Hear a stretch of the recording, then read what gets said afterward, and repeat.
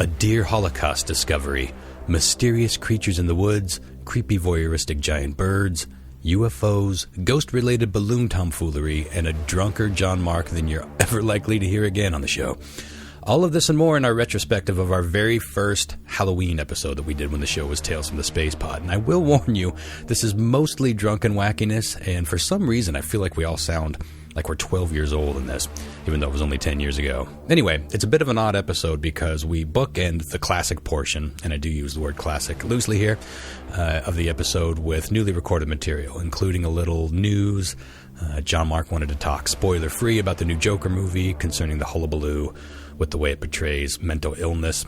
And we wanted to do a wrap-up of Lyle-a-Palooza, let you know how that all went. And then we decided to go ahead and do a new round of Weird News Trivia at the end of the show. So it's mostly a new show with a little bit of retrospective. And with that in mind, enjoy hearing our very first Around the Campfire Halloween Spooky Story Extravaganza. And we will be back next week with a new episode. There was some synchronicity, interesting things happening with this because I didn't dig back into the old episode until after we recorded the new one, which was yesterday for you. It's a bit confusing. And for some reason, there's a few things that we just brought up randomly in the bookend stuff that comes up in the show we recorded 10 years ago, including the yodeling game from Price is Right. Bizarre how that happens. Anywho, tune in next week. More spooky stories all October long.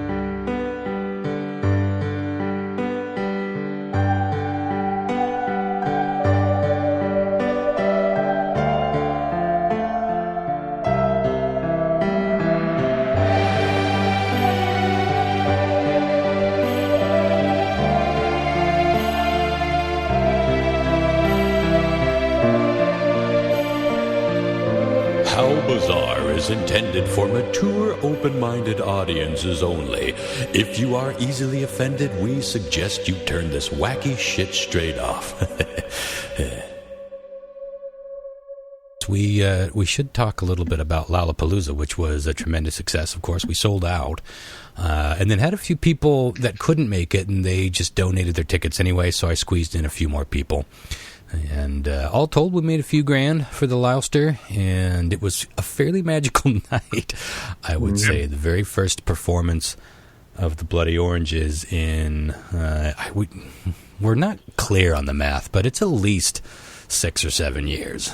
I think it's 7 years. The exact last show is fuzzy, but it was a long time ago, and we had one sort of drunken, not even sort of, we had one drunken performance the night before. No, let's tell the real story. Okay. I rolled into town at like 9 p.m. It's fucking September 28th, and there's snow on the passes. I couldn't believe it. It was crazy. I rolled into town like 9 p.m. I checked into, I Airbnb'd a little basement of a house. I was like, it's just me, $70 a night. I can't really beat that deal. I can stay 2 nights and it's not going to break the bank. It has like a little microwave and a fucking fridge and a bed and a shower and a bathroom. I'm like, that's great, you know? Yeah. I check in. I roll straight to the radar station, and John Mark's there. It's like 10 o'clock at night. We're all kind of old and tired, but I'm really glad we strapped on the gear and gave it a go, because I think at the end of that 2 hours, we were like, wow, this ain't going to go well. We're really going to do this in front of people tomorrow? Yeah, John Mark straight up just whips his fucking shirt off, and he's playing drums back there like an animal. Every other cymbal hit, Ron's like, you got to tone that down, man. You got to take it down. You're at like a 7 right now. I need you to go down to a 5. That's when he rips the shirt off. This is impressive, man, for somebody that hasn't touched drumsticks in like 5 years. I totally fucking agree. But you know what's interesting about John Mark is the next day when we got together, it was like a different person. Like, I don't know what fucking happened, but he hit every cue. It seemed like it was like he needed that night to fucking really knock off the rust. I know I did too. But like, hell yeah. The drums are so important to a song. You know what I mean? Like they're the heartbeat of it. So I don't know. Yeah, and I've written a few. There's a couple of tricky, like shit doesn't lock in like chuck chuck chuck chuck necessarily, and so there's a couple of things. It was Sea Beast we were struggling with a little bit, like dun, dun, dun, dun, dun, dun, dun. we came in all over the place. But I was like, you know what, fuck it, we're just going to show up, and however it works. But by the end of that night, we were feeling better, but I don't think any of us went to bed thinking, yeah, we're going to fucking rock this tomorrow.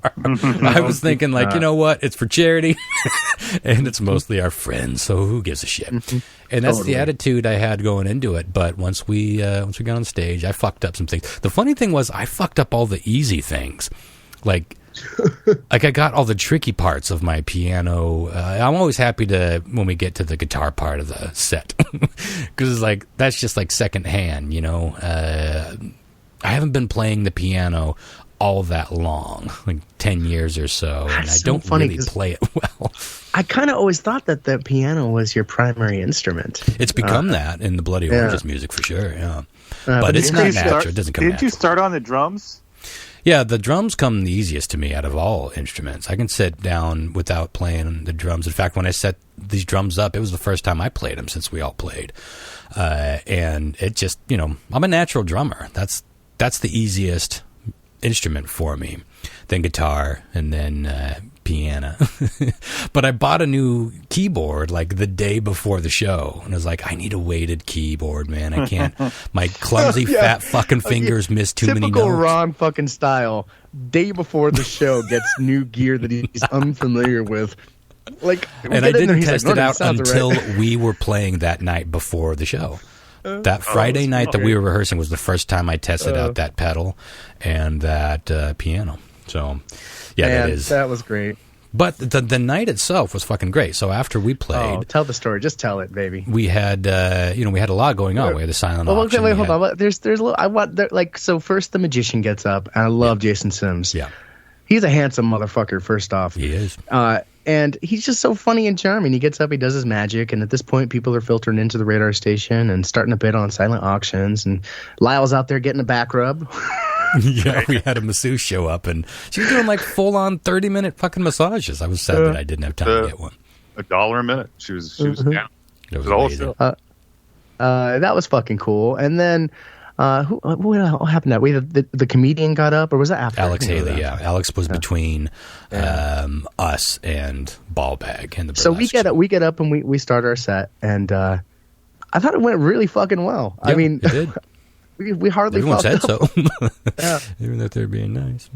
And it was cool because I had a friend that came out all the way from fucking Linwood, and she was like, she told me she was coming, and I was like, I was shocked. I was like, I know you love the podcast and stuff. She goes, oh, no.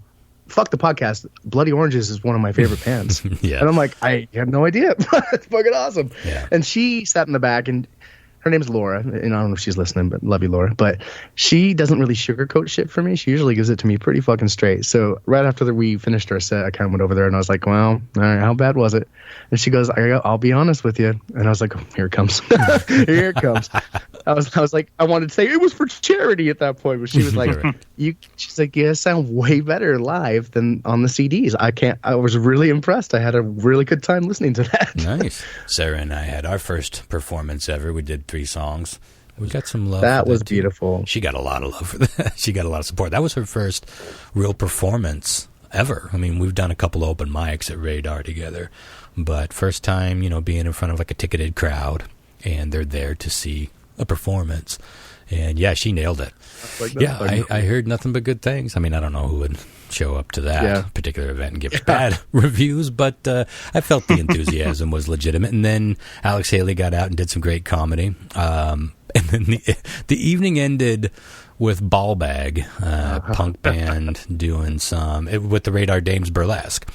And it was about as good as it gets, I would say. There was something, like I keep trying to tell people, Lyle-a-Palooza was a night I will for the rest of my life remember for so many reasons. But that fucking moment where those beautiful girls start coming out and whipping their clothes off to that weird punk music, the two of those things separately are great. But when you put them together, something magical happened right there. Again, I was in the second row, and first off, Ron, let me tell you, you don't need to tell no one to turn down the drums, because I was in the second row during Ballbag, and it was totally fine. Yeah. I would never worry about that. Let the bands just play. Although you're kind of deaf, so maybe you're not the best. But I'm also extremely sensitive to loud noises because of That's that. good to know. Yeah. Yeah, that's why I had to get earplugs the second day for our play. Yeah. But I didn't have to wear them during ball bag. But man, the two of those things together, whoa. I mean, like that was incredible. Like, I'll never fucking forget that. And then you get up on stage to do that. What was that song called? Pizza Chicken Burger. Pizza Chicken Burger. A timeless Chicken classic. Burger. Yeah, it is a timeless classic. That video was fun, and I was so glad I got to capture the last like 2 minutes of that whole performance, because what the fuck, yeah, man. we were all happy you got that, because that was the footage of the night. In fact, Dickie, the singer for Ball Bag, keeps bugging me to get that high-quality video that you sent me. I just keep forgetting. Yeah. I got to send that to him tonight. I'll make a note right here. But yeah, that was amazing, because he got up on like a little coffee table out in the crowd and was just rocking out, and everyone was like surrounding him, clapping along and rocking out. And my video pans, and you see all the half-naked women from the burlesque show. Just having the time of their lives. It was fucking amazing. It was the perfect end of the perfect night, really. At the end of it, everyone's like, we're going to Wally's. I'm like, I've never been to Wally's. Let's fucking go to Wally's. And Ron's like, someone's got to clean this place up. You kids get out of here. You kids have fun. Yeah. We were there for like 2 more hours. Christina and Caleb went over to Wally's for one drink, and I was like, I got to punch out of this, man. This isn't... It's so late. I'm so drunk. And then I went back to my Airbnb, and I was like, I got 2 joints, and I'm so amped up from the night. It's like 1 a.m. Yeah. And I was literally 1 block from my old house that, I rented when I was there. It's like a very fond, magical memory place for me. So like a total creep, I walked around that neighborhood till almost 2 a.m, just reminiscing, smoking joints, and fucking, at one point I looked up at Saddle Rock and I was like, I'm going right now. I'm gonna fucking go. I'm gonna fucking hike that mountain. Well, I couldn't even see it. The rain clouds were 3 so minutes into it, you're like, I ain't going. I'm not going. I didn't go. I appreciate the spark of, I'm doing it. I really, for a hot minute, almost, because I was close enough. I was like, it's fucking half mile away. What? That's I'll do hilarious. You didn't get hassled by the man while you were creeping around at 1 a.m? I didn't see a soul. Pretty sleepy I didn't see a neighborhood. soul. Oh. I literally walked. I even walked down the alley between the 2 houses like a real prowler. You were creeping, yeah. I'm lucky to be alive. Just because I could see the backyard, and I was like, oh my god, this is where I had the hot tub. That's where I grew my garden. Honey, there's a Middle Eastern looking guy in our fucking alley. You are lucky to be alive. This is Trump country. Jesus. Yeah, man, what a night though, Lyle. I hope. I don't know, man. I mean, Lyle got a lot of love. I mean, we always knew that the amount of money we were going to raise, no matter what, was going to be a drop in the bucket. But in terms of like love and morale and people coming out to support you, that's not nothing. And he did get a lot of love. Now, Lyle, did you catch Dickie's wig when he tossed it out in the crowd? Yeah, that's pretty awesome. I don't know if he tossed it to you on purpose, but probably. Yeah, it was a great night. It really was like the night of the year for me. And took a lot to pull that off. It took a lot because I had to work it. I was behind the bar most of the night and putting out fires before we even opened. And then the only time I wasn't working was when I was on stage. And the rest of the night I was basically making drinks. Yeah, you were busy. Sold out Lyle-a-Palooza. Yeah, it was an amazing time. Well, tonight we're going to play some of our favorite clips from previous Halloween shows. Now, for those of you who are new to our podcast, we reference Tales from the Space Pod all the time. We did that over 10 years, so we must have done at least 9, but maybe 10 Halloween Around the Campfire episodes. And you'll hear it. We got a little crackling fire going, and we just basically sit around the virtual fire and talk about spooky stories. Now, this started pretty rudimentary. Seems like there's a different way to say that. First try. And then it got a little bit more complicated. And I think the first few were the plot was just let's get wasted and talk about spooky shit. And I know we did some Mad Libs earlier on. Of course, one of the most infamous moments, one of our favorite moments in Space Pod history, especially once Lyle jumped on board, was the Halloween Mad Lib. I believe that the infamous Tearsing Mad Lib happened a couple years into it. I don't think that was the first one. I think about that on a regular basis. And we will end with a round of news quiz. So you kind of get a news show, a best of show, and all in one, I suppose. But if there's any stories that you guys wanted to talk about before... I wanted to find out if any of you guys had seen Joker yet. No. Have not. Been intrigued by it. Was it good? Yeah, it was really good. It was very bleak. It was like super tense and bleak and just like not a pleasant experience, I would say, but it was an interesting movie, and it's not what. There's all this hype around it in the fucking media right now, and it's totally ridiculous and overblown. Hype. And what's that? Bad hype, from what I'm reading. Yeah, and it's all a bunch of horseshit. Like, I don't even know where to begin. But whatever you're reading about it, like how it's like glorifying violence or inspiring incels or Nazis or whatever, I don't even know what the fuck they're all talking about anymore. But that's not that at all. Advocating mental illness as an excuse to be insane, like criminally insane, or as a cause, as it's offending people, I guess. Yeah, and that's not what it's doing. It doesn't do that at all. In fact, it's more an indictment of our system and our society failing to take the proper steps to give people the help that they need. And it doesn't paint him as a hero, or he's not a sympathetic character at all. You don't end up rooting for him in the movie. Yeah. Like, you're not going, yeah, Joker, yeah, fucking blah, blah, blah. You're just like, wow, that's a fucked up individual, and that's a bunch of fucked up shit that happened to him. You know what I mean? Yeah. Wow, interesting. That's not what I was thinking it was going to be, I guess. It's not at all, and it's not a comic book movie either. I'm into that. I'm okay with that. I mean, we've had enough, right? Don't get me wrong, I fucking love I'll see them all. But to get something different in that vein, though, Sure. Yeah, it's I think that you guys would enjoy it. Not everybody's going to enjoy it. How violent is it? There's I'd say there's three main scenes that are extremely violent. What's it rated? In the whole film. R, and they all happen very quickly. But that's about it. Now, other than Deadpool, which was an R, right? Yeah. Yeah. Have any of these straight up DC and Marvel franchises delved into a hard R rating? I think Logan was R, wasn't it? Yeah, I think so. I can't remember if it was R or PG-13. I want to say it was R, but I can't. Seems like it should have been R. On the line. Did that come out after Deadpool? It did, and I thought I remember reading something that it was inspired. They were inspired I'm pretty sure Deadpool. that Deadpool was because Deadpool was the first R-rated comic book movie, I think. Yeah, and pretty successful. I'm outside of Watchmen. Yeah. Well, that might have been. Yeah, Logan officially. Yeah, Logan received an R rating for strong, brutal violence and language throughout, and brief nudity. But Joker is the violence in it is with Deadpool. It's it can be kind of played for laughs, Yeah, it's this is not at all. It's you feel kind of dirty afterwards. Yeah. You're just that's really fucked up. And that's the good kind of violence, though. That's what I took off the trailers for the movie. And to me, it just seemed really dark and downtrodden. Is what it seemed to me. It totally is, but it makes you psychological kind of movie. The people that we loved with the Joker was the animated series, the laughs, Jack Nicholson, even throughout the shit that Jack Nicholson went through, he was still peppy and he was still let's go. Yeah, it was silly, especially now. It was dark. That Tim Burton Batman was dark for the time. That was 1989 when that came out, and I remember seeing it. I was like, oh, there's some fucked up shit in there. I mean, he roasts a dude alive with a hand buzzer. That I remember being pretty shocking in a comic book movie.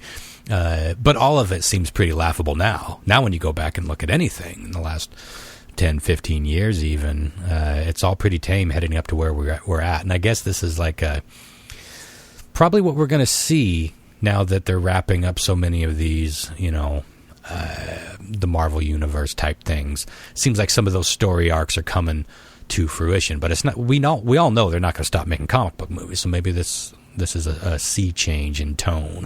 Maybe we're going to see less bold reds and blue color. I close my eyes and picture any of those Marvel movies. They all look super bluey and red to me. Yeah, I would love to see more adult content for comic book stuff. Stuff not for kids. Mm-hmm. Kind of realism, than more make believe.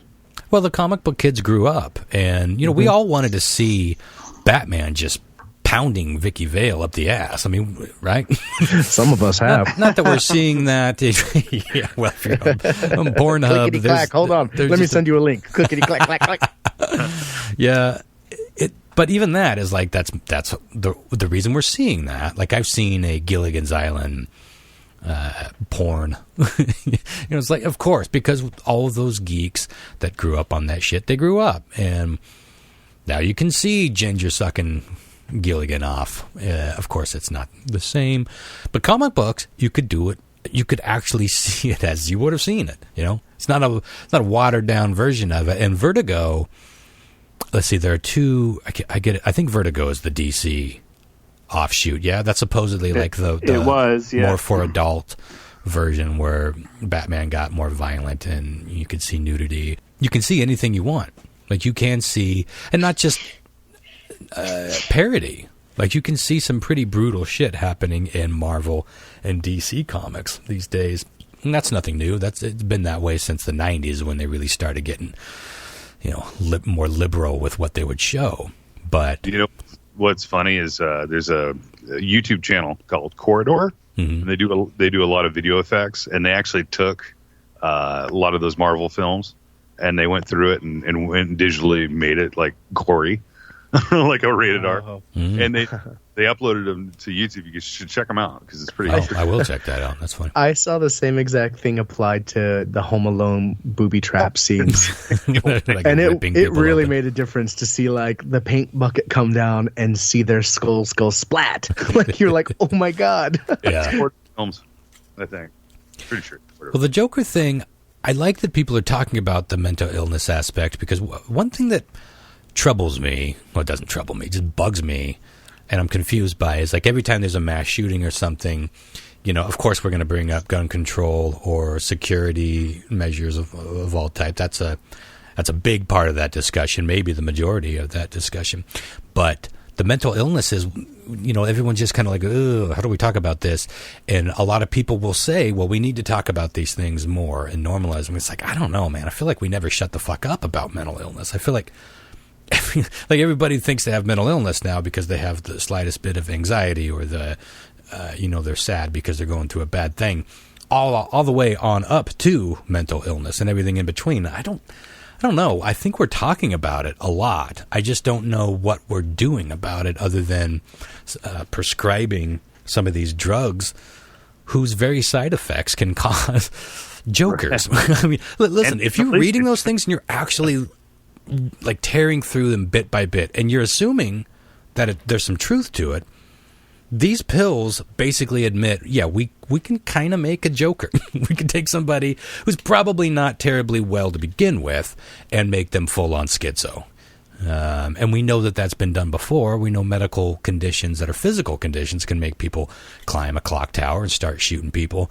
There's a lot that goes into what can make somebody snap. But the mental illness thing is really interesting because I don't feel like we talk about the one thing that I think is the newest equation, which is psychoactive drugs that are now being prescribed. Now, I know we've talked about it on the old show. I've probably ranted about it ad nauseum at this point, and we've even mentioned, like, it was novel. There's a kid here in town that went on Oprah Winfrey because he was one of the first kids in the nation to be prescribed Prozac.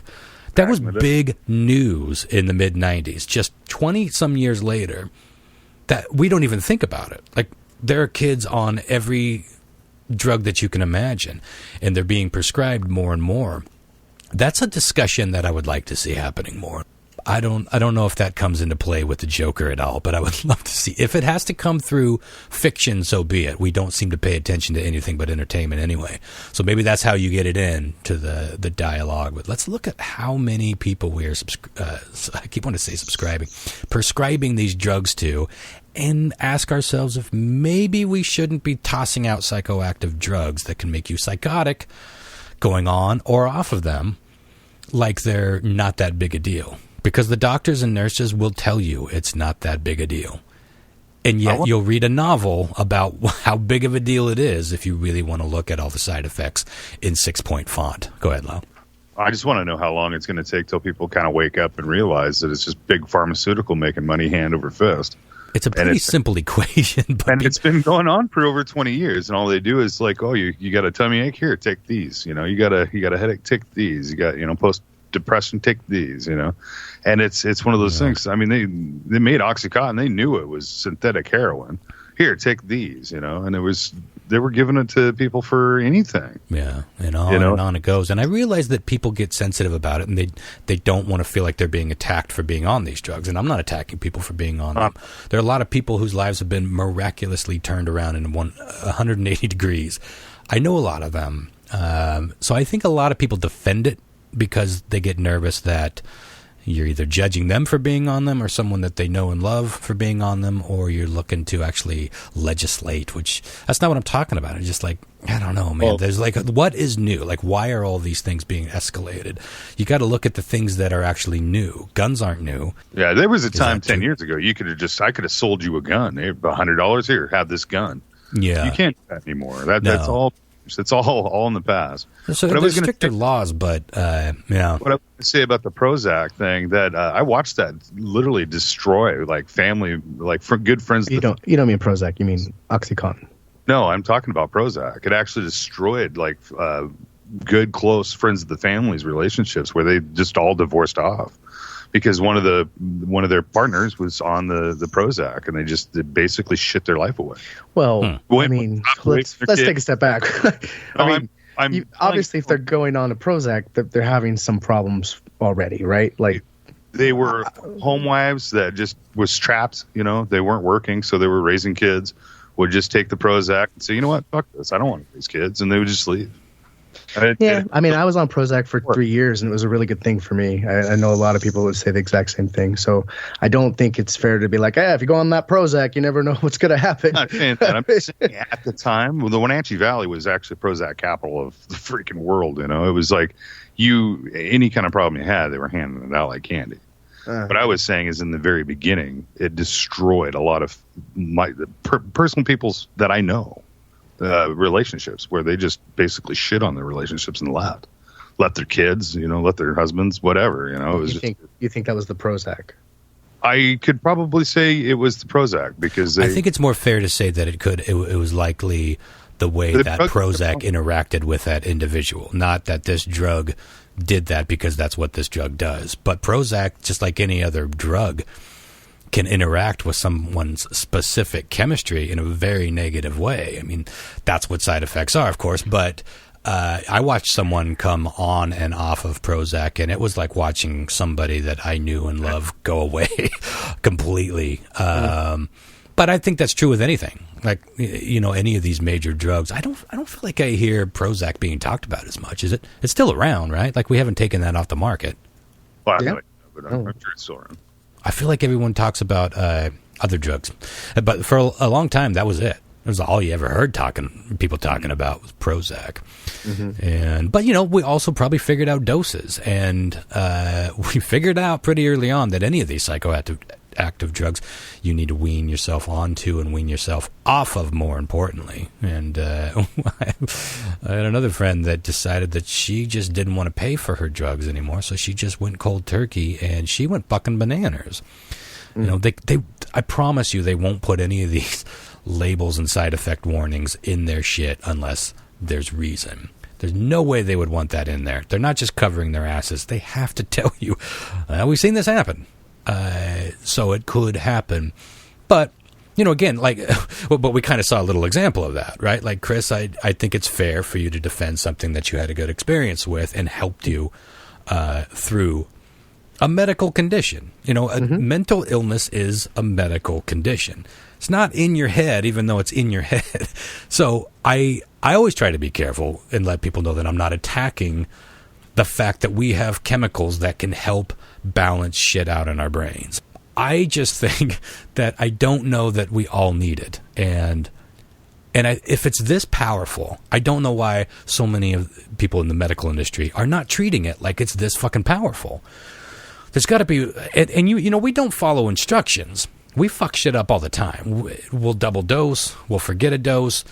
We're imperfect creatures. And if we're to believe the mainstream media, a lot of these shootings and a lot of these mass attacks, like, they're going up in number. They're not going in a good direction. Well, what has changed? Technology has obviously changed. But what that's ingrained into our modern society has actually changed. And I just feel like that's a big one that we don't hear talked about a lot. Was there any mention of psychoactive drugs at all in the Joker? Yeah, they did say that there's a key plot element is that he is on like 7 different types of medication, and he's going he's on this program that the city or whatever pays for, seeing a counselor, and the city pulls the funding on his program, and he's no longer has access to the counselor. He's like, where am I going to get my medication? And it's like, sorry, bud. Interesting. Yeah, I likely won't see it anytime soon, but I'm curious. I haven't heard any of that dialogue coming from all the negative stuff. I hear the usual shit, and I don't know. I think we gotta write blogs. You know, we gotta leave reviews. We gotta talk about something over cocktails. I feel like most people don't have a lot going on in their lives, so they have to complain. And as soon as the next thing comes out, they won't be talking about the Joker ever again. But I'd like to see some controversy in terms of like getting them some mental illness, some real discussion going on with the medication. Here, go ahead, Chris. John Mark, do you think Joaquin Phoenix has entered the Oscar discussion? Oh, for sure, dude. Oh, wow. Okay. There's no way around it. That was an incredible feat of, I wouldn't even say acting. It was some kind of crazy performance that was something else. Channeling something, maybe. Yeah. Well, it was crazy. He's lived a fucking life, man. He watched his brother die on the sidewalk, the dirty LA sidewalk out in front of the... I forget they were brothers. I don't know fucking why I don't think about that. Well, you know, River Phoenix, by the time he died, we were all pretty young, especially you, Chris. So we've been with Joaquin way more than we've been with River. So it's kind of odd. I kind of forget about River altogether because I don't watch a lot of movies that have him in it on a regular basis. But, God, what a talented fucking kid, and what a horrible last night story. It was just like so many things happened that bummed him out and just caused him to go off the rails, and he was trying to be clean for the show. You know, he wanted to play there at the I can't remember the name of that fucking club. Viper Room. The Viper Room. Which I read recently is going to be bulldozed, but I think it's still up as of now. Yeah, I remember walking by there, and the payphone, you know, that famous phone call that Joaquin made.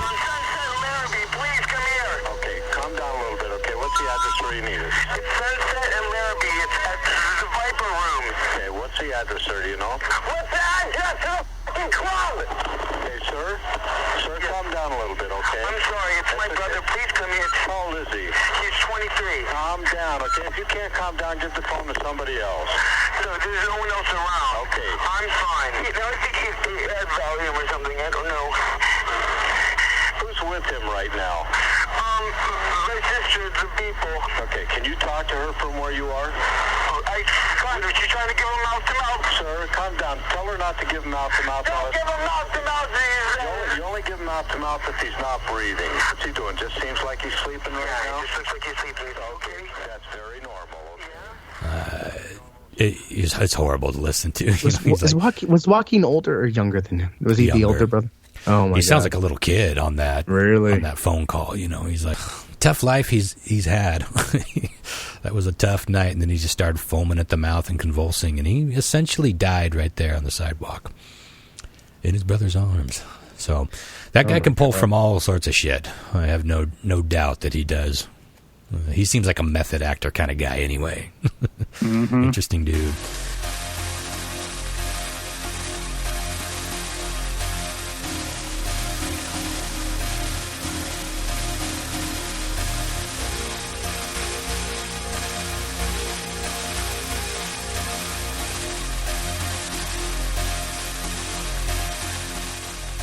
Halloween 2010. The Super Drunk Years.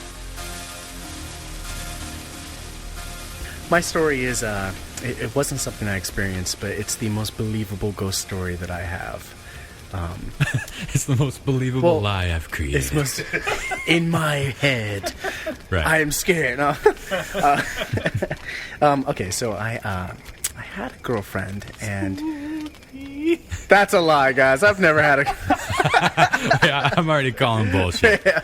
No, okay. So when I was 20, I dated this girl, and for a short period of time, we lived with her parents, actually, in a house in Tacoma. And her parents were pretty credible people, and this is why I'm like, this is the story that freaks me out the most. And the whole time I lived there, her dad would be like, yeah, if you see anything funky in the house, don't freak out, don't worry about it. Since I was a child, I've had some spirit that follows me around. He said that to you, really? I'm not fucking with you. I'm not even joking right now. Yeah, and this guy's not intriguing. This guy's not the guy that's like, I need attention. Look at me. This is a fun story. Look at me. Look at me. You've had a ghost.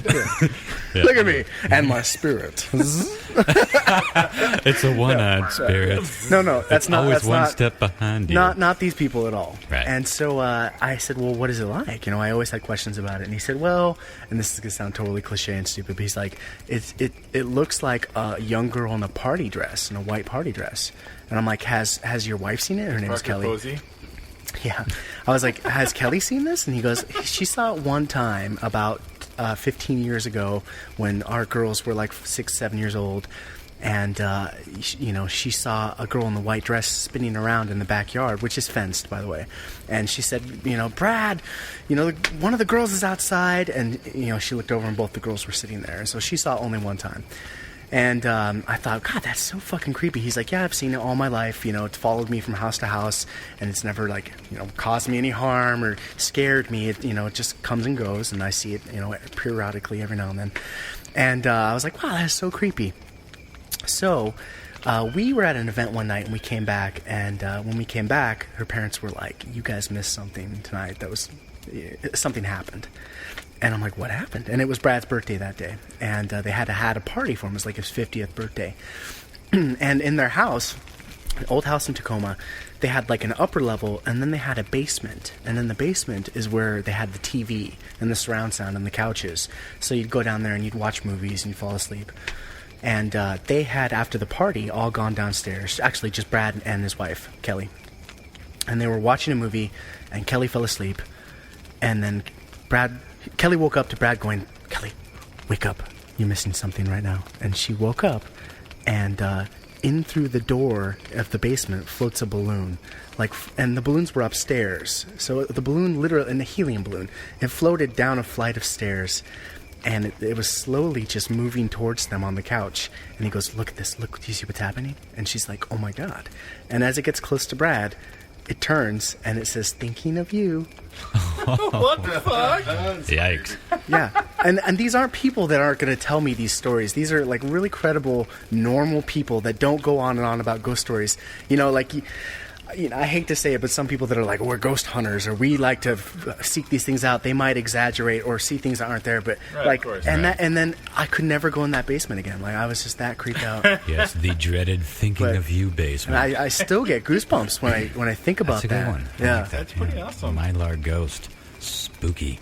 Yeah. There's something creepy just about the balloon itself. Yeah, you know what I right? mean? Just It's slowly floating even towards if there them. was no build-up. Like, if all you'd seen was the balloon incident. It just came towards you. It's just like sitting there bobbing, like Slowly turns around, thinking of you. Yeah. Like, hello, balloon. Why? Then what if are you it spun coming? around slowly, and then on the reflective side, you saw your own skull? Tape your ass cheeks shut tonight.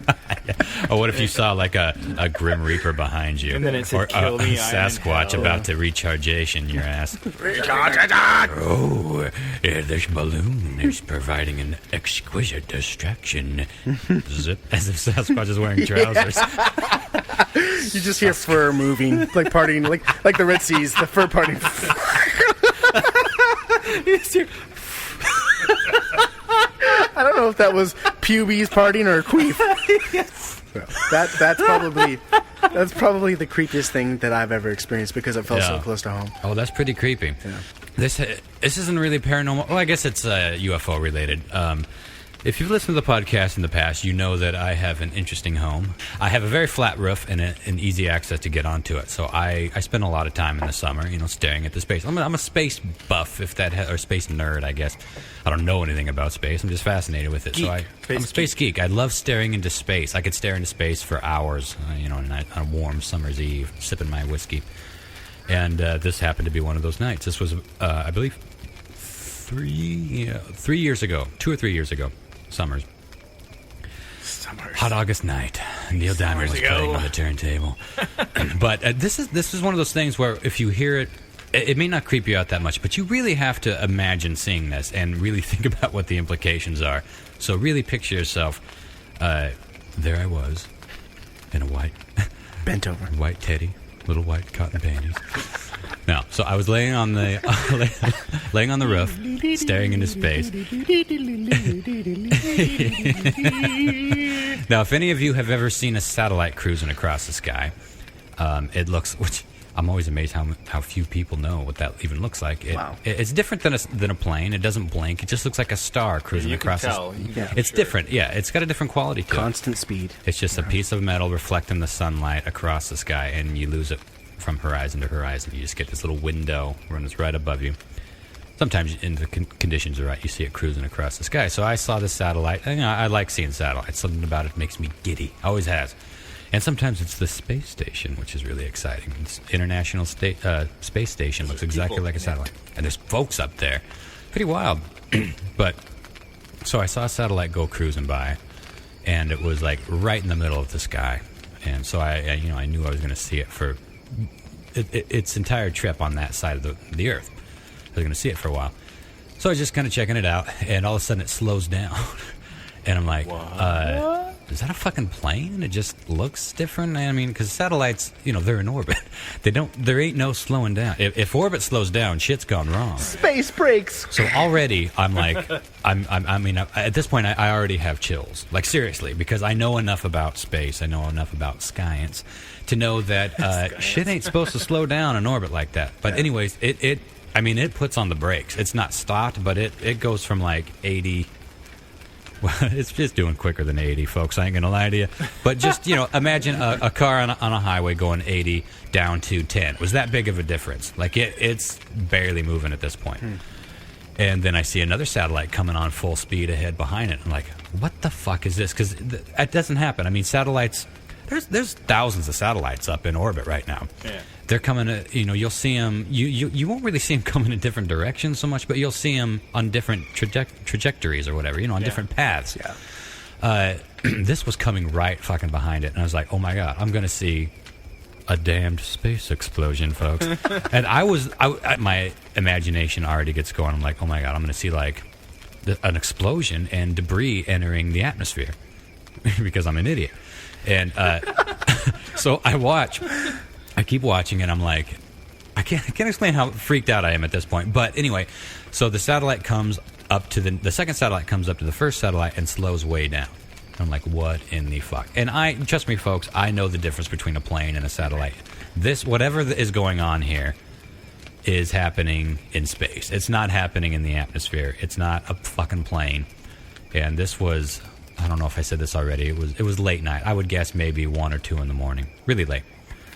And another one comes up behind it. So and 3? And another one, wow. And another one, and another one. And I don't know how many come up. All of a sudden, there are like 12, I would guess 12 satellites, quote-unquote satellites, lined up in a perfect row in space above my fucking house. And they're still lit up.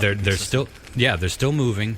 They're still lit up. They're not blinking. They look like fucking satellites lined up in a row. And then all of a sudden they break out and they form into a flying V, a V formation. And then they speed up a little bit and form a Wonder Twins activate. Voltron.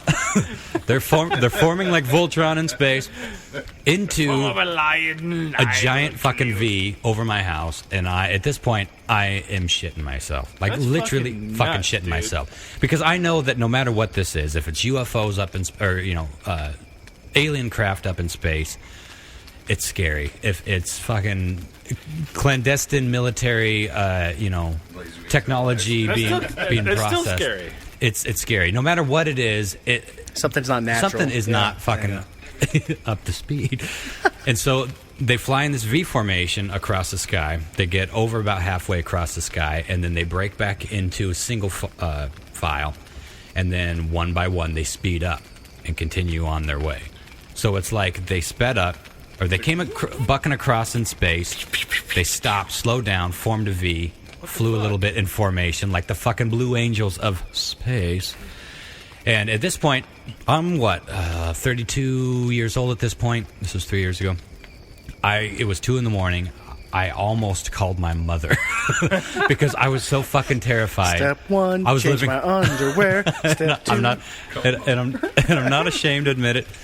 Well, I am ashamed to admit it, but it's the truth. And I honestly felt that. I was like, oh my God, I have to tell somebody. I was like, I don't know who to call. There's nobody that was awake. So I went online and I got onto the National UFO reporting. You pulled up your homepage. Yes. I hit home. Yeah. Well, I pull it up, and I'm basically expecting to see, Wenatchee, Washington, or Central Washington, or Northwest sees this sighting, because it's broken down into, what part of the country you live in, depends on what part of space you're seeing, but it's pretty broad. Mm-hmm. So it could be, I'm just expecting to see something. I didn't see anything. And I was expecting to hear something I just was expecting more people to fucking see this. But the sad truth is, in this day and age, nobody looks in the fucking sky. Yeah. And it baffles me, because even if you're not looking for UFOs or satellites, there's shit going on up there, folks. This is fucking proof. And to this day, I'm even more obsessed with space. And when I'm staring, I sleep under a giant skylight, which I've discovered is an invitation for the creepy. Weird pterodactyls like it. Yes. Yeah, oh, yeah. That's one of my next spooky stories. Might as well camp in the fucking forest with a target on your ass. Is that yes, Lyle. You probably can't hear Lyle. He's not Mike, but he said that's an invitation for the creeper and the peeper. Anyway, so I want you to really think about that, folks. Something.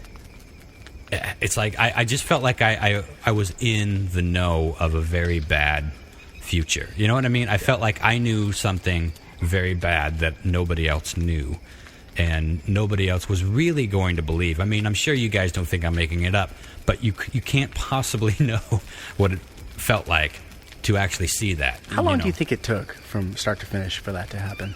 Oh, I would say seconds. I wouldn't even think that it could possibly be a couple of minutes. Wow. Very fast. I mean, it takes, maybe 2 seconds for a satellite to cross the sky normally. I mean, 2 or 3 if you can see it, the full, horizon to horizon. How long did it take to wet yourself? Oh, it took about 3.2 seconds to wet myself. Oh, man. I ain't kidding you. It's one of the scariest experiences I've ever had in my life. And wow.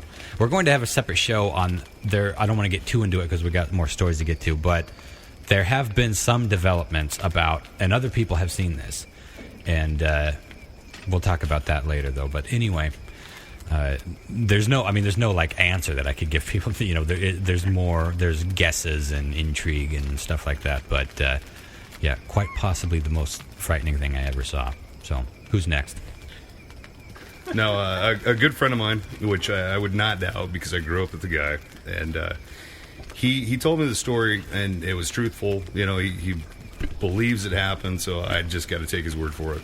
His aunt was out of town, and she lived in a little town called Kashmir, and it was in the middle of the wintertime, and he decided he would house sit, and he had one of his best friends over, and they were just watching TV, kind of hanging out, and it's a wintertime snowstorm going on, and they hear a rapping at the door, so I think Ron or his buddy actually got up from the couch and went to answer the door, and there was nobody there. It wasn't very super strange, big deal. Now, are we talking about like gangsta rapping? not like saran wrapping, but a gentle rapping, tapping at the chamber door. No, but anyway, it did actually continue. It's like a present coming to fruition. Yeah. But like straight out of Compton. So, anyway, about 10-15 minutes go by, and it happens again. This time it was like the door was rattling, and it was pushing the door, whatever slop it was, which was minimal, but it was enough to definitely gain their attention. They got up and went to grab any type of weapons they could find, just to because they were freaked the fuck out. And Yeah, and if I remember right, it was kind of like an orchard house. So I mean, there's really no neighbors around. Yeah. Okay. So they go up. Answer the door. Orchards are inherently creepy, by the way. Well, they are. Yeah. Anyway, they open the door and there's nobody there, and they're dumbfounded. There's no way, that there wasn't somebody there. And they actually went out and investigated, got out in the yard, and there was no footprints in the snow leading up to the door. And it was there was no porch. So whatever was either trying to get in or trying to get out, But I mean, that was a true story. So, wow. I guess you got to take it for face value. That's creepy. Yeah. A little bit. I like snow stories. That's what I like got out of snow. it. That's all I heard. I like stories about snow.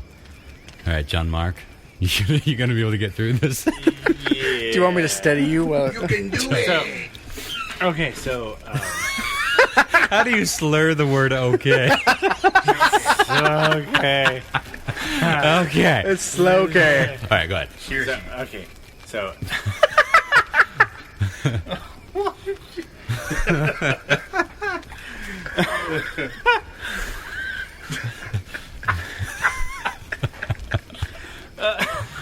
okay. Seriously. Yeah, all right. Seriously. Cheers, babe. Okay, so Spooky stories. Spooky. okay, driving back from Chelan, and I had to go to the bathroom, and I said, "Hey, let's pull over so I can go take a piss." And there was this like giant pit. It looked like it was like a DOT sort of like the road work crew was doing some work. And Yeah, like flagged off or something. exactly. So Flag it. So I jumped out of the car, That's and I run inappropriate. down here, and get ready to go to the bathroom. And it was like this. I was just like,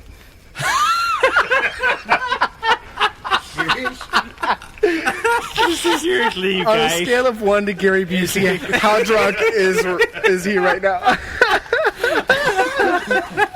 I've been trying to hold it together for so long. It's just like we were just good. like, That's good. I can. All right, go ahead. So you're getting out to Sounds- piss next to this So I'm taking a piss. the dark, scary And then road. suddenly, so all I see, so what I see in front of me, so what I see in front of me is like a ghosts are happening. Yeah, we got ghosts in the spot. Space pod tonight. You know, that doesn't surprise me at all.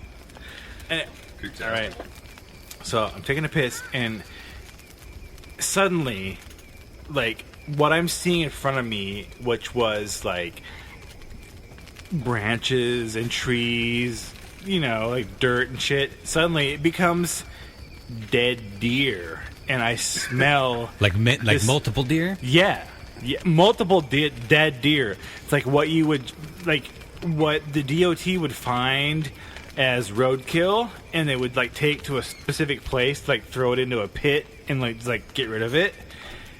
What you don't normally think about happening, but Is that what they actually do? Is that what they do with roadkill? They just throw it in a pile somewhere? Yeah, like the deer that get hit by cars and shit like that, like they have a specific spot where they take all that shit and like throw it in the pit, and eventually they just bury it over.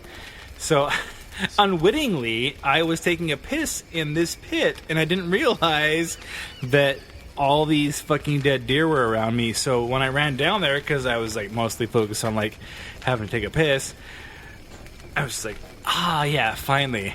And then I started like looking, and the smell hit me. Right, it was like, Ew, is this in the summer? no, I don't remember. So what the time smell of didn't year hit it you was. first. You saw the. No. Yeah, it didn't hit me at first. It was He's just like, I immediately started Good Lord. masturbating. it was like You would have no connection of what's going on. You would just see. it was mostly like corpses. I have to fucking pee real bad.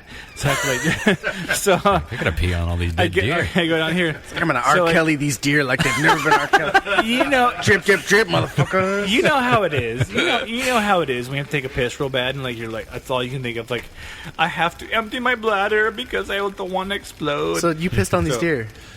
Yeah, right. yeah, basically. And So, talk like a like, German young girl. So I'm like taking a piss, going, finally, relief. And I'm looking around me. And like all like the like beige texture of the walls becomes meow. There's antlers. Meow. There's a deer head. It's looking at me. Meow. And I'm like, now you're hearing these sounds in your head, right? In my head, yeah, I'm hearing these sounds in my head, like not in real life. Like you're taking a piss, and there's fucking dead animals looking at you all around. And what are you gonna do, bitch? It was one of the most fucking creepiest things because that is pretty creepy. Like if you could estimate how many deer carcasses, how many would you guess? There was at least like fucking thousands, at least like 20 of them. We're talking Nuremberg. Like Holocaust of deers. I was in this fucking pit. Like the deer I had Holocaust to was a walk myth. down like a ramp of never happened. It was like a ramp. Like they had, like the DOT had seriously like planned for this. Like we were gonna have like a place where we're gonna like fucking put like the deer carcasses of the roadkill, and we're just gonna like toss them down here. It's all good and whatever. Right. You know what I mean? You don't think of that shit, right? No, I never thought of that.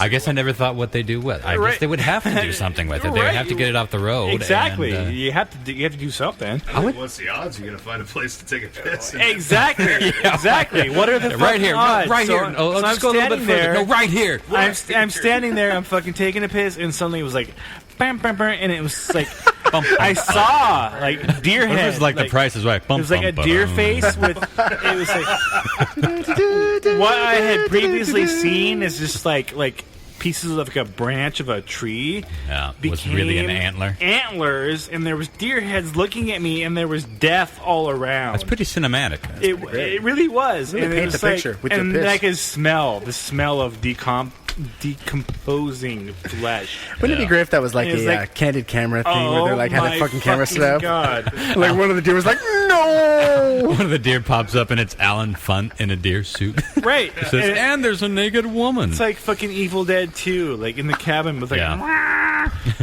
that's what it felt like to me. I was like, oh my fucking God.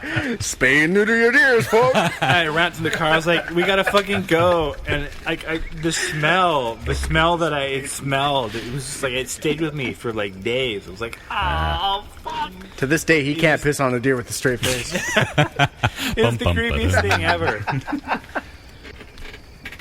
All right.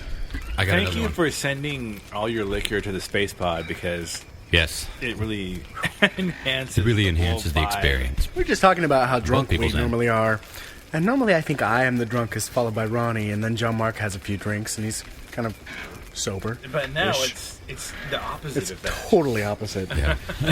I don't think John Mark could even focus on one object in the space pod right now for more than 2 minutes. He just kind of, his head's just moving around. Glassy eyes. I just want you to do a gag reel of nothing but John Mark quotes. This is his epic. This is his epitaph. Okay, so about a week ago, I think, maybe not quite, once again, I'm telling you that, man, I got to get rid of that fucking skylight. Or just put a curtain over it or something. Sitting under that thing is an invitation for the creepy. This was probably about 1 or 2. Everything's at 1 or 2 in the morning. I'm kind of an insomniac. I don't know if I've mentioned that on the show.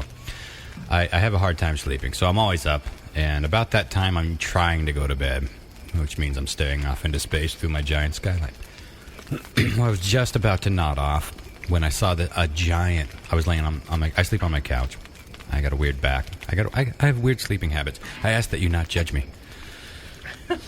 I also sleep naked with a cat.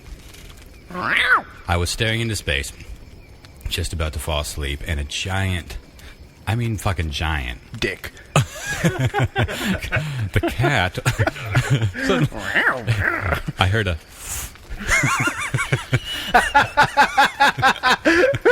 Wait, was that a queef? He clearly unzipped his fur.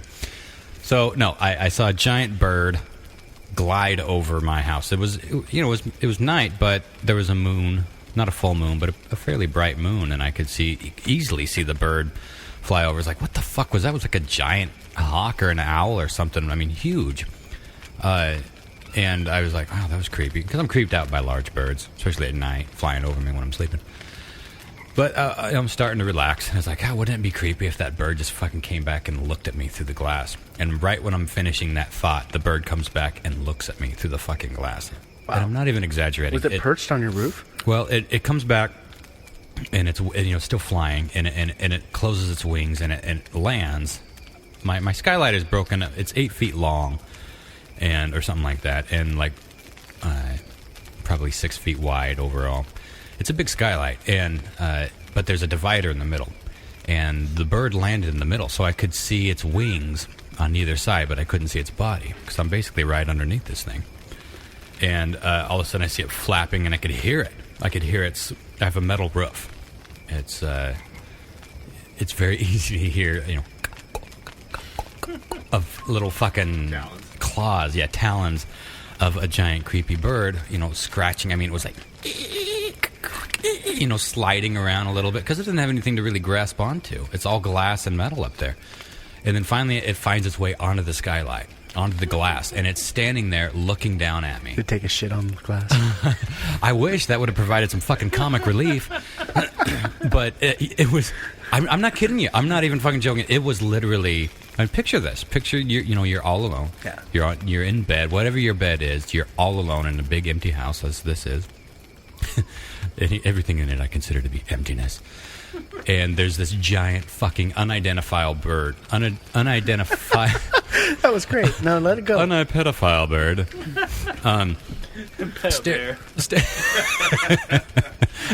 Anyone catch that? Staring down at me.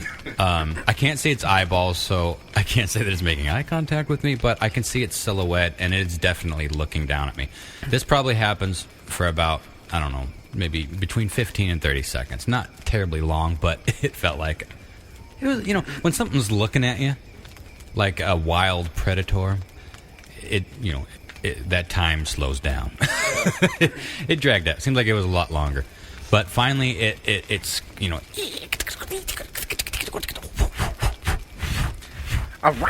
takes off. No noise. I kept waiting for it to go some god-awful noise that was going to make me literally dump a biscuit in my trousers. Thank Christ it didn't happen, because that was creepy. I mean, it was fucking...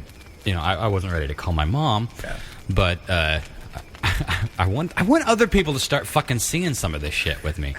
LSD's hard to come by these days. Yeah, right. Yeah. It's like, God, can I just get a witness? Can I get a witness, please? Hey, man.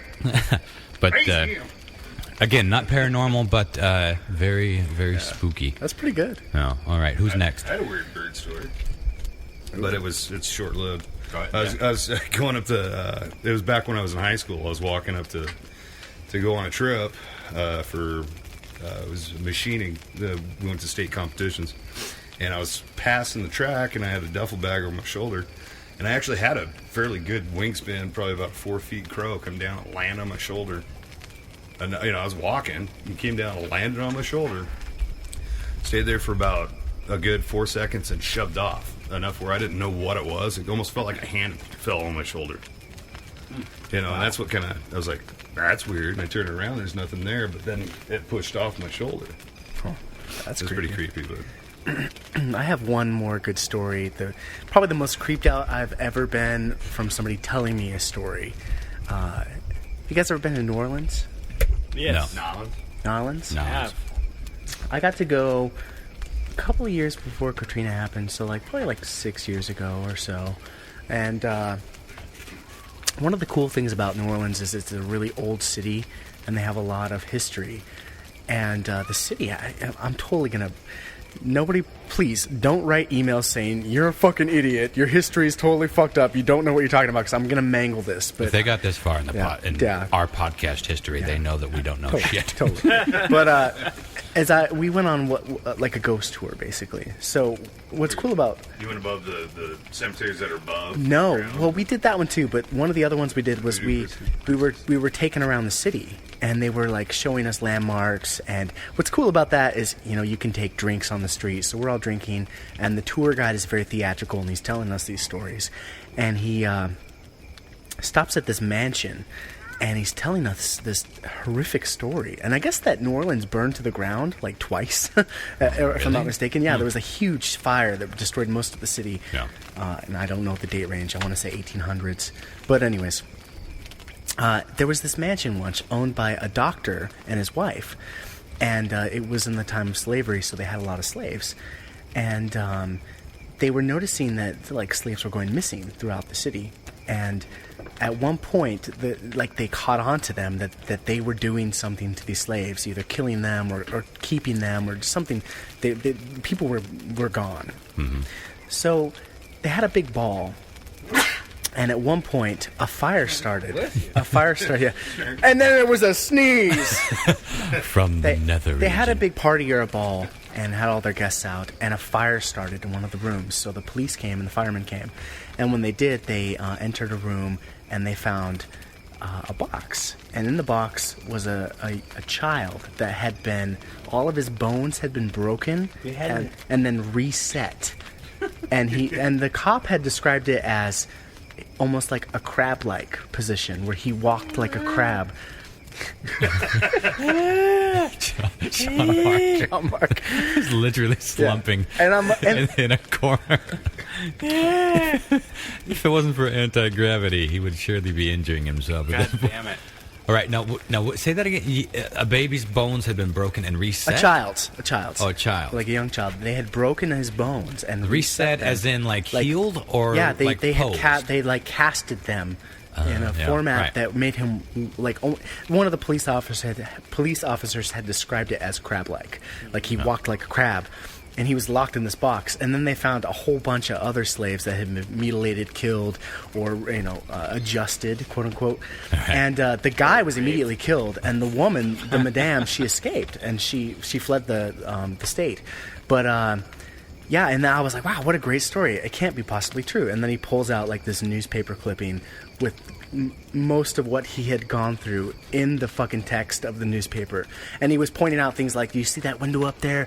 That's where during the fire somebody flew out of the window and it's still boarded up to this day. And you look up at this window on the 5th story and it's completely bricked up. Ooh, that'd be fun. It was cool, man. Like fun. I still think about creepy, that. though. Oh, it was so this was this at night you were taking this? Oh yeah, dead at night. Yeah. There was Loud cut John Mark's disease. I didn't do it. No, there was a hotel in New Orleans that I don't know what he was, if he was a Dalai Lama, but he was like just a rich guy, and he had slaves too, and he ended up slaughtering all his slaves and stuff. There's a underground passage that went from this. It was a huge hotel, like 3 stories. And there was an underground passage that went to now what is a bar. It was a dungeon, like a torture chamber. And he'd kill all these. And it was a true story. But it was in New Orleans, too. I was wondering if it was kind of on that tour. Yeah, fuck, I don't remember that, but fuck up shit. New Orleans is purported to be one of the most haunted places in the country, I think, if not the world. How you doing over there, John Mark? These scary stories getting you down? Or? Yeah, no, it's all good. Thank you very much. Gravity is fucking with him. Dun, dun, dun, dun. We gotta cue that up. We gotta get a sound clip of that. So whenever something bad happens or somebody drops something, the little mountain timer. Little mountain timer. That was always my fucking favorite. My dude, it creeped me out though, right? It was scary. Did you always hear that? I always heard the rumor that it took like 7 days to get that machine started again. Once the guy had gone over the mountain. No. I never understood why that was a myth or why that was a rumor to begin watched with. the fucking videotape and it was like, you will climb this mountain in 7 days. Pick it up. Hello? Like, stop! Collaborate. I'm Listen. sorry. Oh, boy. Now things get really scary. Well, here's a story. And like we mentioned in the Bigfoot episode, anytime you're in the woods, I don't care what you're experiencing, your nerves are just, there's that heightened level of Awareness. Yeah, your human, I don't know, your animal instincts kick in, and you feel like shit is out there that wants to eat you. At least that's how I feel. And when I'm in the woods, I'm like, I'm a delicious hot dog right now. Thanks, John. He's like whimpering. He's leaning against the. Oh God! Someone get a picture of this so we can put it. And we got Facebook now. We can put the. It's not gonna happen. Yeah, but do it when he's not paying attention. No. Okay, so I'm in the woods. I was camping with a couple of friends of mine. Cat. And this isn't even like in the wilderness, you know. It is, but it's a campground. You know, there are other people around. But I sneak off to take a piss, and I'd had a couple of beers, and so I was feeling kind of bold. I get that way when I drink. I'd meandered a little further into the woods than I probably should have. It was a very, very dark night, and I just see this presence in front of me. That did you get a good shot? I did. Don't worry. Awesome. I see this. I feel a presence more than I see it, and all of a sudden I look up and I'm pissing. And it's not dead deer, but it's this giant black mass. And I look up and it's like, wow, that could be a giant monster, or it could just be a dark tree. It could be a tunnel into the place where I die. I don't know. It could be anything. But I just had this overwhelming feeling that I had this overwhelming creamy feeling, like a Twinkie, if you will. A Twinkie in the woods is worth 2 in the town. What just happened? What just happened is I just created a new meme, or a new, what do they call them?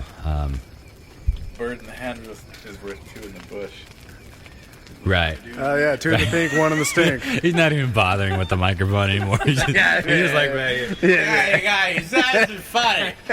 I'll tell you what that is. That's a bird. Fire in the crotch, he's herpes. You guys, and then all of a sudden he gets back up here and he's like, oh, fuck, I'll fuck all you, fuck you up. I'm gonna fuck you guys. I love you guys, man. You DTF?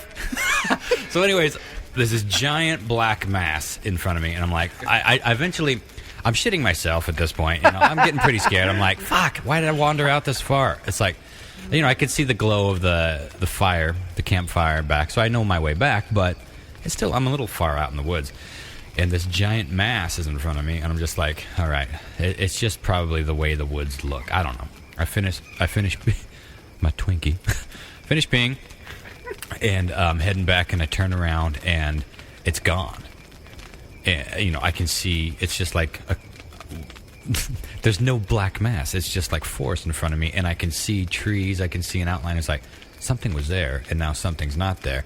So I turn around to head back, and right to the right of me, when I turn around to head back, I see another black mass, like exactly the same. I mean, this is huge. This is like, if this is a beast, it's coming to rape you. It's coming to fucking devastate my anus. Its cock would have to be the size of Jesse Ventura's head. I mean, it was huge.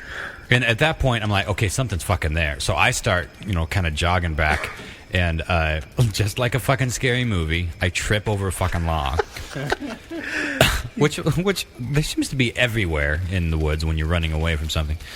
But trip over a log, and I think I even like literally said, "Are you fucking kidding me?" And I turn around and I see the mass is now completely behind me. It's moving. It's clearly moving. And I remember I even stopped and I was like, okay, don't freak out. Look back where you saw the black mass. It's probably still there. No, it's fucking gone. Now it's over there. Clearly that's a different spot. Is it closer to you than it was before? No, I never got the feeling that it was encroaching upon me, but it was circling me. Oh. In my and it was like it was smelling my scent. You know, I was pissing and it was like hovering in this location. And my heart, I remember my heart was just thumping out of my fucking head. And so, oh no, oh, this is gonna be sweet. So I get up from the tripped fucking log like a cliche horror film scream queen, and I make it back to the camp and I tell the guys, you know, what I saw, and they're like, they think I'm bullshitting them. They're kind of listening, but I get the feeling that they're not really, you know, they don't really believe me. But later on, one of my friends, Scott, who was camping with me, he went in the same area. He's like, I want to take a piss, and he came back, and he was white as a fucking ghost. You didn't warn him, like, dude, you may not want to piss. I told him. I told him the story. I told him right where I was. He went back to be a smartass and prove me wrong. But when he came back, he couldn't have faked this. This is the thing. He was a smartass. There was shit in that underwear. I found it later. I could see him coming back and saying, "Oh, dude, I saw it, and it was like fucking." It was Oprah Winfrey. Or saying something stupid, and then making me feel like a flaggot. We're gonna get so much hate mails from flaggers. Yeah.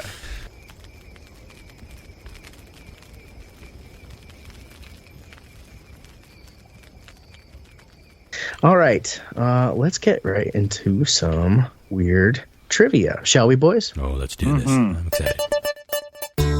Back to front. Weird trivia with Christopher F. Hahn. Y'all ready for this? Right there in the fields. Okay. In the back. So it's been a couple of weeks since we did this, but a few weeks actually, if memory serves me correctly, I believe Ronster broke John Mark's streak. We did. With the win. And I pointed up into the left field. Yeah, you said, bitch, it's going down. Mine. So here's the order in which you'll answer questions tonight. Ron, you will go first. John Mark, you will be right there in the center. And Lyle, you'll take up the caboose per usual, buddy. You're the good Lyles at the end of each of these here. Mm-hmm. All right. I'm glad y'all are ready for this because we're going to start this off with the Florida Daily Dubs. Ding, ding, ding, ding, ding, ding. For those new to this, this is worth 2 points if you get it correct. A Florida man was jailed for breaking into his roommate's secure lockbox to steal opioids. That was a tough word to get out for some reason. His roommate grew suspicious when something of this nature. He grew suspicious that something of this nature was happening, so he set up a camera and also filled the pillbox with these instead of hydrocodone. And it is confirmed that whatever these are, the guy that stole the pills did consume them. No, so what was in this pillbox instead of his hydrocodone? Was it A, Tic Tacs? That's a pretty safe bet. Safe bet? Was it B, laxatives? Slightly less safe. Was it C, estrogen pills? Oh, yeah. Bob, bitch tit Bob. Or was it bitch tit Bob? Or was it D, boner pills? Okay. Okay, well. Ronster. I gotta go with the pink herring, as the kids say, with boner pills. I think this is, boy, Or do I go with the brown herring of laxatives? Tough decisions, man. You only live once. I feel like you bring us more boner-related material than poop. Just barely. Just barely. Just smidge, one makes maybe. You laugh just a smudge more or a smidge than the other. I'm going to go with boner pills. All right. Okay. John Mark? I'm going to go with the laxatives. Oh, okay. Okay. Lyle? What's your heart tell you, buddy? What's your heart tell you? What about this party guy, man? He's got oxys and he's got like boner pills. I want to hang out with this guy for sure. Feel good. He's a party guy. I'm going to go with laxatives. I'm guessing he probably made his roommate shit. Don't take any ideas with your brother there, buddy, okay? Hey, it might happen. Okay, question 2. This is fucking fascinating to me. An auction for movie props recently happened, and one of the biggest surprises was when this item didn't sell at all. This item was expected to fetch nearly $20,000 despite its poor condition. What item didn't sell? Was it A complete head prosthetic of Arnold Schwarzenegger with his eyeballs bulging out from the movie Total Recall? Oh, that's worth $20,000. Arsene, yeah, from Mars. That's worth $20,000, especially if you can animate it. Now remember, the item was in real poor condition. I'll tell you right now. Sure. Was it B, a complete Leonardo costume from the 1993 Ninja Turtles movie? Dude. Yeah, pretty iconic, but yeah, not $20,000. Was it C, a melted face from the infamous Raiders of the Lost Ark end sequence? Oh, the Nazi melted face? Nice. Yeah. Or was it D, a pair of penguin hand flippers worn by Danny DeVito in the Batman Returns movie. Oh, speaking of. Yeah. Well, little tie-ins there. Ronster, what are you going to go with? We got Arnie's eyeballs bulging out. Yeah. A complete Leonardo costume. Get your ass to these eyeballs out of my head. Do it. Was it the melted face from Raiders of the Lost Ark or the penguin hand flippers worn by Danny DeVito? Well, that's tough. I think the one that most people would expect to make the most money out of that group would be the melted faces from Raiders of the Lost Ark. That's by far the most iconic film, classic. They're all well-known films, but I mean, there's no. So I'm just going with that on that logic. Okay. John Mark. I'm gonna go with. I'll go with the Ninja Turtle. All right, dude. You know, I've never seen those movies. Dude, you don't want to. Well, I'm not a fan of the comic book. No. By the time, By the we're gonna fight over turtles, bitches. The cartoons are safe. I think the movie itself is kind of bad. I never liked any of it. I'd like you got to understand if you're familiar with the old cartoon or the old comics, and I know John Mark. If you started reading the comics, then you're not going to be a fan of the other stuff. It would be like watching. I can't even think of an analogy. Like if the original Star Wars comic books was Skywalker cut people in half with a chainsaw, and then you got Star Wars. Even if you liked Star Wars for what it was so foreign to what you were expecting that it felt like a dumbed down kid version of it. And I was 13 or 14, the last thing I wanted to feel like as a bosoming man, especially with all the chili I was eating, was a kid. You know, I wanted to, so I probably just avoided it all on that. You know, see, now this is just an age difference thing because I was probably 9, I think, when the cartoons started popping up. And so it was like, it was my fucking life. So when that movie came out when I was like 12 or whatever, or even younger, maybe 11, I was like fucking so into that. I like that. I remember going to see it in the theater. I have a poster of it. I'd get the sticker books. Like it was, I'd watch it over and over again on VHS. Mm-hmm. Anyways, so more to Ron's point is that like the comic books were like black and white and they were like gritty and dark and like we were reading them when we were like 17, 18, perfect time, you know what I mean? Mm-hmm. Listening to our fucking Megadeth. And then that kid shit came out and you were like, fuck that. E.C. Jones and his pretty much. Yeah. I understand. Get it? Okay. All right, John Mark goes with the Turtles. Lyle, what are you going to go with, buddy? I think it would be dope to have the turtle costume and you just sit around and eat pizza. But, yeah. Why not, right? Fight chicks over. What do you want to wax my shell, baby? Hell of a way to meet the pizza boy. You ever had turtle style before? What's going on? You know, if you put me on my shell, I can't get back over. Totally safe. I'm going to go with... put it in your cowabung hole. Raphael. Sorry, Lyle, what are you going to go with? I'm going to go with So We Meet Again, Mr. Jones. Oh, okay. I think it's the melted I'm not thirsty. I'm not thirsty. Such a memorable character. And a memorable death scene. Holy snikes. You remember seeing that shit when you're like 7? Yep. Like, ooh, he's all drippy. Well, you know drippy. You know what's crazy is now go back to what you know, everything about filmmaking, everything you know about like everything with video, audio, all that stuff. I was in dialysis and I decided, fuck it, I'm gonna watch that movie, and so I'm watching Indiana Jones and the Temple of Doom, and everything was so fucking obnoxious between the hits, the noises that weren't even supposed to be made. You know, the sound design on that it's great, it's classic, it's awesome. But if you really logistically, I got it out. Like, listen, ladies, they're like, they don't make sense. None of the sounds in that whole fucking movie makes sense. I sat there 15 minutes going, this does not make sense at all. It's got me curious. So a little homework for you guys is to go home and watch that on Netflix, and then let me know if you agree with the sound design or not. Yeah. Well, I remember when I was younger, Temple of Doom was my favorite, but now that I'm older, it's hard to watch. Like, it's so hokey, and I find it obnoxious too. I mean, I still love it. Don't get me wrong, but and I love that it's darker than the other ones and definitely more violent. But there's so many things I'm like, oh my god, wah, wah, wah, like scrappy doisms all through it, including Daka Jones. Yeah. Daka Jones. It was like, just get another scene without him. Just give me one more scene without him. But some unforgettable shit in there. Monkey brains, chill the monkey brains. Never forget that. It's interesting how, we got to move on from this, but it's so fucking interesting how different every single installment of the Indiana Jones movies were. Yeah. But they were all great in their own respect. Like, I love all of them except for the fourth one is terrible.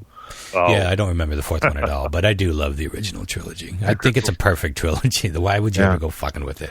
I agree, but I hear they're making another one still. Well, they may as well. They've already fucked themselves in the ass with that. What killed it for you, Chris? What? I like the concept a ton. Like it's a nice progression of like weird, things happening in the world that they go through in each installment of those movies. And the fourth one, the aliens one, plays for me just fine. It felt dated.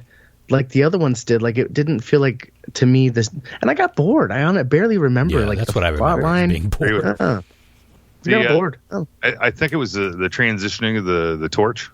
To trying to like the Shia LaBeouf. Yeah, I didn't like it. It sat wrong with me from the very fucking beginning of the movie, and it's just like they put him up in the front too quickly. Maybe they could have got away with that with the second one, or like the first one we needed to like see. Passing the torch. Yeah, I agree. I'm with you on that. All right, let's move on to question 3 here. This musician was recently released from a hospital after having some painful kidney stones removed. It wasn't his first time with this problem, however. Back in 2009, this same person had a similar kidney stone problem, but in a weird twist, he actually auctioned off the kidney stones they removed for $15,000 towards charity.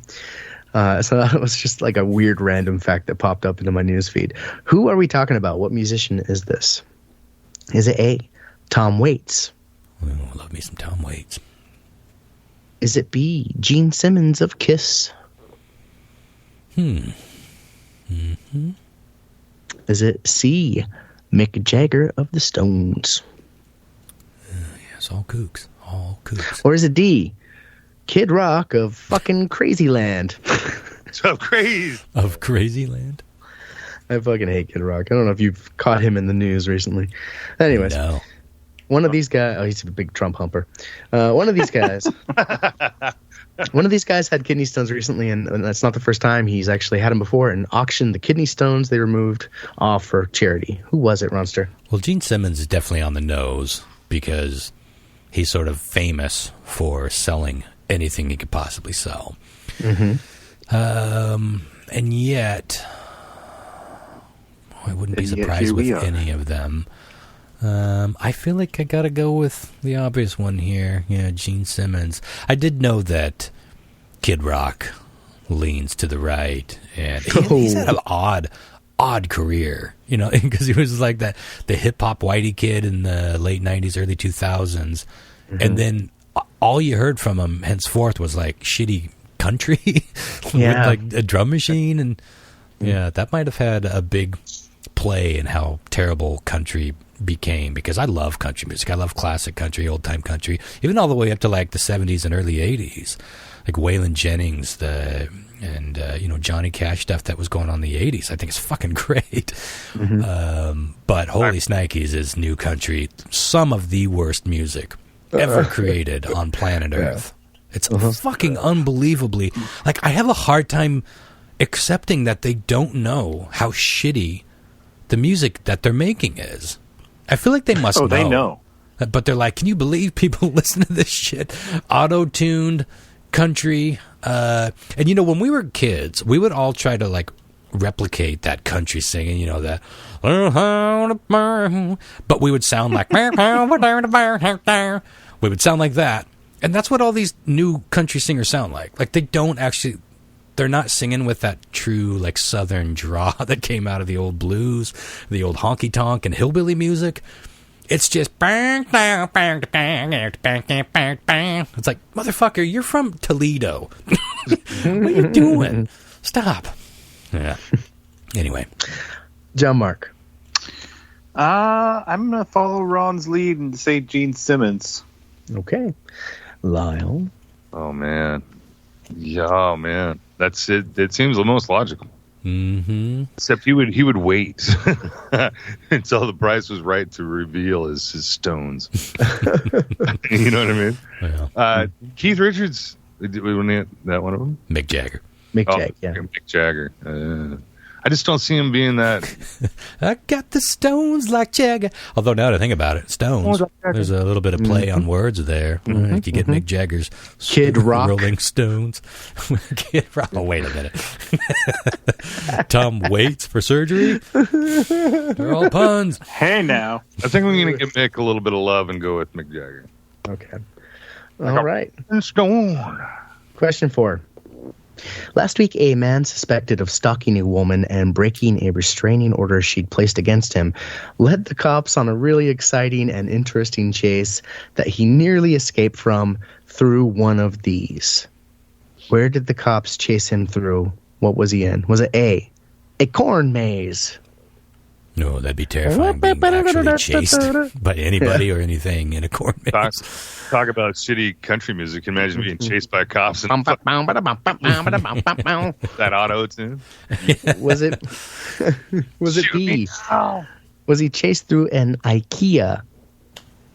Stop off for little meatballs. By the way, how odd is it that there's a meatball restaurant in the middle of IKEA? It's so good, too. It oh, my is good. God. It's good junk food. I've never been there. What? What do you? You have an IKEA? IKEA is famous for their meatballs almost as much as their shitty furniture. Really? It feels like it's a when magical you're on place. when you're in IKEA, you feel like you're moving from movie set to movie set. That's what it feels like to me. It's really fucking fun. And it's huge. It's like it's huge. Giant. It's so so you big. have to stop for meatballs. You have to stop for protein. You're tired from your journey. Yeah. Right? You know, It's like I walked all the way to fucking Norwegia. I have to have a Norwegia meatball. Yeah, okay. Was it C? Norwegian board? Was it C? A car manufacturing plant. That'd be easy to hide in, I would think, but dangerous. Or was it D? Excuse me. Or was it D? A carnival funhouse. Well, that fits the season. So one quick recap here. So does the cops chased this guy. They ended up catching him. He almost got away, but he made them chase him through A corn maze, B an IKEA, C a car manufacturing plant, or D a carnival funhouse. No, I'm torn between A and D because they're both of the season. I would rather, boy, I'm leaning toward meatball, straight from Norwegia. I'm leaning toward A, but boy, I feel like I'd rather see D. I said that in a real confusing way. I feel like I'd rather be, seeing D. Yeah, I'm going to go with A, corn maze. Jamal. Yeah, I think I'm going to go with the corn maze as well. Okay. Lyle. I want to go with the haunted mansion. Wait, wrong house. Wrong story. House. Yeah, essentially, fun house. Fun house. The fun house.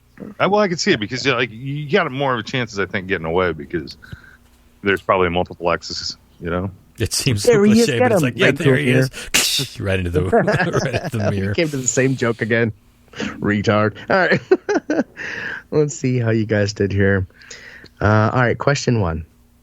Florida Daily Dubs, a Florida man. Thank you. A Florida man was jailed for breaking into his roommate's secure lockbox to steal his pain meds.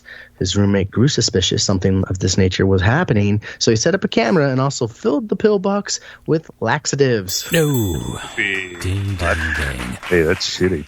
That is a shitty thing to do. Let's watch. That story came out real easy.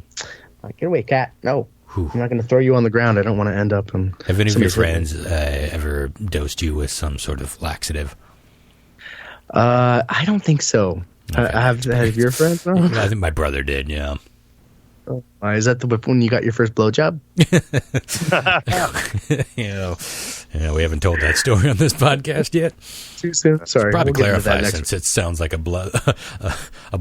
Is that what we call a blowjob? I didn't think about it like that. We went right from brother to blowjob talk. Confusing. No, the story is much worse than incest. Yeah. I promise. To be continued on that one. Tune in next week. Yes. That'll keep them coming back. All right. Hook, line, Let's see. stinker. John, Mark, and Lyle got that correct for 2 points a pop. Damn it. All right. Question 2. An auction for movie props recently happened, and one of the biggest surprises was when this item didn't sell, which was expected to fetch nearly $20,000 despite its severely poor condition. I got a picture of it, and I gotta be honest with you, it's fucking nightmare fuel when you see it. I guess they could all I fit. love checking out old Hollywood prop stores. They Yeah, me have too. online ones. You can just scroll through all that stuff. There's a really fun show.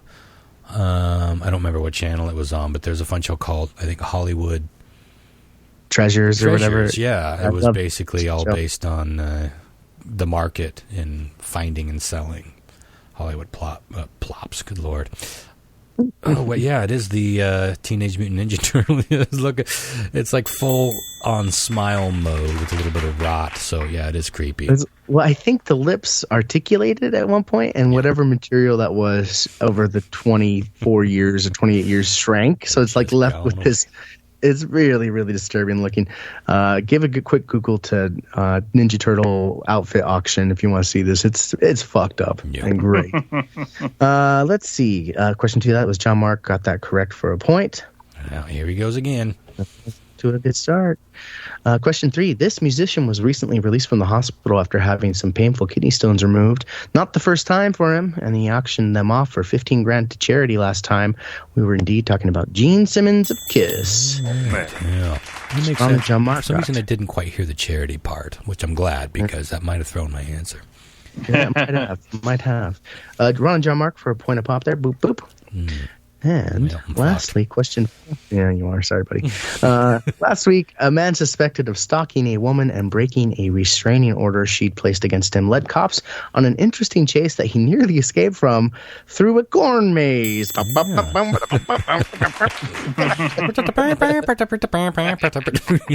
Oh, yours is better. Fuck off. Keystone Cops.